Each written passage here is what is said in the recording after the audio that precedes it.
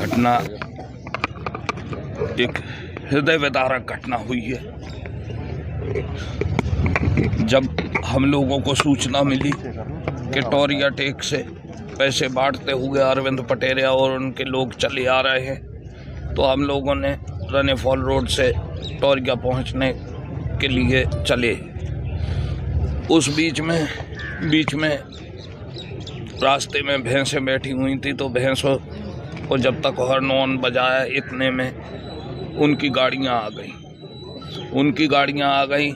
तो विक्की बघेल और राधे बाबा इत्यादि ये सब लोग जो 15-20 गाड़ियों में थे, ये सब गालियां देने लगे। गालियां देते रास्ता छोड़ने के लिए मैंने इनको कहा, सब लोगों को, कि रास्ता छोड़ो, इनको निकल जाने दो। उस बीच में इन्होंने अपशब्दों का प्रयोग करते हुए कहा कि चढ़ा दो इन पे गाड़ियाँ। मैं जल्दी से गाड़ी के अंदर घुस गया। सलमान बेचारा गाड़ी के अंदर नहीं आ पाया, और सत्यम शिवम बुंदेला जो हमारे यूथ कांग्रेस के अध्यक्ष हैं राजनगर विधानसभा के, उनके पैर में गाड़ी लगी। वो तरुण ने उनको खींच लिया, नहीं तो उनका भी वही हाल होता।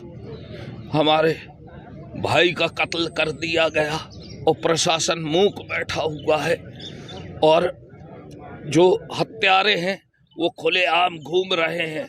ऐसे प्रशासन से मध्य प्रदेश ऊब चुका है, और ऐसे हत्यारों को मेरी जनता से अपील है कि ऐसे हत्यारों को वोट ना दे।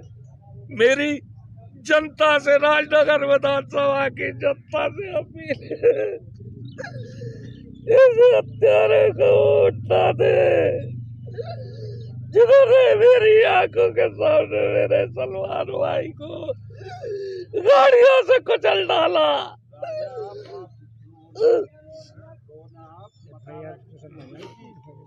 मैं ईंट से ईंट बजा दूंगा। यदि प्रशासन नहीं चेतता है तो हम लोग कानून लेने अपने हाथ में विवश हो सकते हैं। हाँ, मैंने आवेदन दे दिया है। आवेदन देने के बाद में मुझसे बोला गया है कि आप थोड़ा रुकें, जब तक हमारे पास में वो वहाँ से डॉक्टर का वो नहीं आ जाता है। कितने लोगों की संख्या रही होगी? लगभग 50 लोग रहे थे।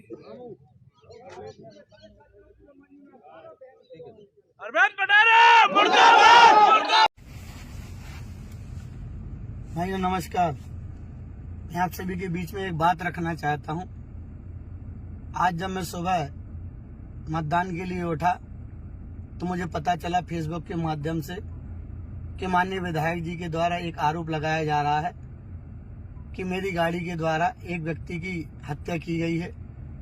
मैं आप सभी को बता देना चाहता हूं कि जो इस प्रकार की विधायक जी के द्वारा गंदी राजनीति की जा रही है, यह मौत पर राजनीति कर रहे हैं, ये बहुत ही निंदनीय है। मैं उनसे यह कहना चाहता हूं और जनता जनार्दन से भी यह अपील करना चाहता हूं कि इस प्रकार की कोई भी अफवाह में ना पड़े। ये हमेशा झूठ की राजनीति करते आए, 20 साल हो गए, जनता जाग चुकी है। ये भगवान से झूठ बोलने से नहीं डरते, तो ये तो इंसान है। तो मेरा आप सभी से ये कहना है कि आप इस प्रकार के कोई भी भ्रम में ना पड़ें। यह मुझे बदनाम करने का षड्यंत्र है। ये मौत पर भी राजनीति करने से नहीं चूकते हैं। मेरा यहाँ पर आप सभी से कहना है कि मैं अगर दोषी पाया जाता हूँ, और अगर मैं दोषी हूँ, तो मैं प्रशासन से भी यह आग्रह करता हूँ कि इसकी जो न्यायिक जांच हो वो कराई जाए और दोषी पर सख्त कार्रवाई की जाए।